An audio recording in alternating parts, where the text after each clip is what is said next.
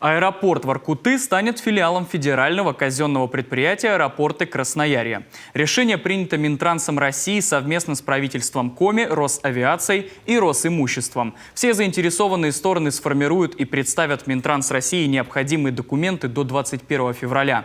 Напомним, с инициативой о передаче в федеральную собственность заполярного аэропорта Владимир Уйба обратился к президенту России. Владимир Путин предложение поддержал и дал поручение рассмотреть вопрос. Объекты аэродрома в Воркуте давно выработали свой ресурс. Взлетно-посадочная полоса была введена в эксплуатацию еще в 1968 году.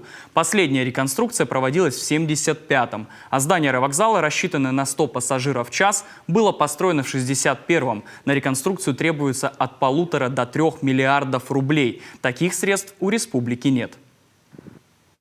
Этот вопрос поднимался уже давно о переводе, так как убытки, скажем, годовые аэропорта Воркута в районе от 50 миллионов начинается.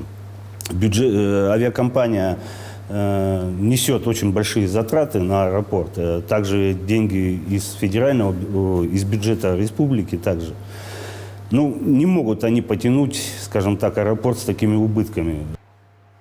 Сейчас аэропорт не соответствует техническим характеристикам, которые требуют федеральные авиационные правила. Аэродром работает без сертификата. Для получения документа необходимо привести в порядок взлетно-посадочную полосу.